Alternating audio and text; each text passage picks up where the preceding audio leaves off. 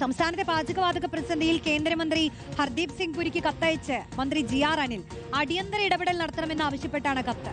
ഹോട്ടലുകളും റെസ്റ്റോറന്റുകളും അടച്ചുപൂട്ടലിന്റെ വക്കിലെന്നും മറ്റ് സംസ്ഥാനങ്ങളെ അപേക്ഷിച്ച് കേരളത്തിലെ സാഹചര്യം ഗുരുതരമെന്നും കത്തിൽ പറയുന്നു. അരുൺ സോളമൻ കത്തിൽ എന്തൊക്കെ കാര്യങ്ങൾ പറയുന്നുണ്ട്? അന്നം മുട്ടുമോ എന്നുള്ളത് ഒരു ചോദ്യമാണ്. നമ്മൾ ആരെയും ഭീതിയിലാക്കുകയല്ല, പക്ഷേ എങ്കിലും ആശങ്കയുണ്ടല്ലോ നമുക്ക്. റോഷ്നി, നിലവിലെ സാഹചര്യം ഇതിപ്പോ നേരത്തെ തന്നെ കേന്ദ്രമന്ത്രി കൂടിയായിട്ടുള്ള ഹർദീപ് സിംഗ് പുരി ഇപ്പോൾ പറഞ്ഞിരിക്കുന്നത് വാണിജ്യ സിലിണ്ടറുകൾ അത് 30% കുറവ് വരുമെന്നുള്ള കാര്യത്തിൽ യാതൊരുവിധ സംശയവും വേണ്ട. കാരണം ഈ യുദ്ധത്തിന് പിന്നാലെ ഈ ഹോർമുസ് കടലിടുക്കിൽ നമ്മുടെ പല എണ്ണക്കപ്പലുകളും കുടുങ്ങിക്കിടക്കുന്ന ഒരു സാഹചര്യമുണ്ട്. അതിന് ഇതുവരെയും ഒരു നടപടി ഉണ്ടാക്കിയെടുക്കാനായിട്ട് കേന്ദ്ര സർക്കാരിന് കഴിയാത്തൊരു സാഹചര്യം മുന്നിലുണ്ട്.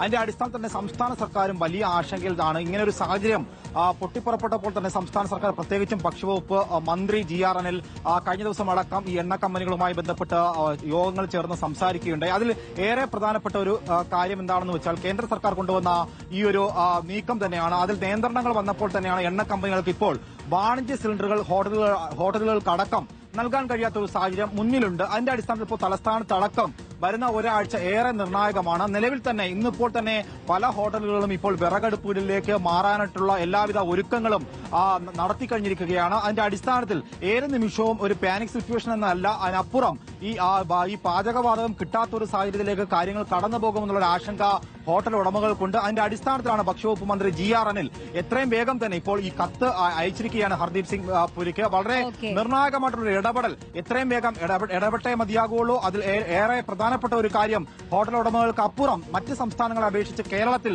ഹോസ്റ്റലുകൾ, ആശുപത്രികൾ, ക്യാന്റീനുകൾ അടക്കമുള്ള കാര്യങ്ങളുണ്ട്. സമസ്ത മേഖലകളെയും ഇത് ബാധിക്കുമെന്നുള്ള അറിയിപ്പാണ് ഇപ്പോൾ കേന്ദ്രമന്ത്രിക്ക് നൽകിയിരിക്കുന്നത്. അതിന്റെ അടിസ്ഥാനത്തിൽ എത്രയും വേഗം സമയബന്ധമായിട്ടുള്ള ഇടപെടൽ വേണം. 2 ദശലക്ഷത്തിലധികം ഇതര സംസ്ഥാന തൊഴിലാളികൾ ഇവിടെ പണിയെടുക്കുന്നു. അവരിൽ ഭൂരിഭാഗവും ഹോട്ടലുകളെ ആശ്രയിച്ച് പണിയെടുക്കുന്നവരാണ്. അതുകൊണ്ട് തന്നെ മറ്റ് സംസ്ഥാനങ്ങൾ പോലെയുള്ള സ്ഥിതിഗതികളല്ല കേരളത്തിൽ എന്നുള്ളത് ചൂണ്ടിക്കാണിച്ചുകൊണ്ടാണ് ഭക്ഷ്യവകുപ്പ് മന്ത്രി ഇപ്പോൾ കത്തെഴുതിയിരിക്കുന്നത്. റോഷ്നി, ഓക്കെ, അപ്പോൾ ആ കത്തിൽ ഒരു മറുപടി, ഒരു ഇടപെടൽ ഉണ്ടാവട്ടെ എന്ന് പ്രതീക്ഷിക്കാം. പ്രേക്ഷകർ തന്നെ പറയുന്നത് പോലെ ഹോട്ടലിനെ മാത്രമല്ലല്ലോ, CNG കാറ്, ഓട്ടോ, അവരൊക്കെ എന്ത് ചെയ്യുമെന്ന് ചോദിക്കുന്നു. തീർച്ചയായും ഇതിന്റെ ആദ്യ ദിവസം തന്നെ ഈ പാചകവാതക വില കൂടിയ ഘട്ടത്തിൽ തന്നെ റിപ്പോർട്ടർ അത്തരം ചില പ്രതികരണങ്ങൾ പ്രേക്ഷകരിലേക്ക് എത്തിക്കുകയും ചെയ്യുന്നു. പ്രത്യേകിച്ച് CNG ഒന്നും ലഭിക്കാതെ കോഴിക്കോടൊക്കെ ഓട്ടോക്കാർ കുടുങ്ങിയ ഒരു അവസ്ഥ പ്രേക്ഷകരിലേക്ക് ആദ്യ ദിവസം തന്നെ നമ്മൾ എത്തിച്ചതാണ്. ഇനിയും അത്തരം പ്രതികരണങ്ങളിലേക്ക് നമ്മൾ പോകും.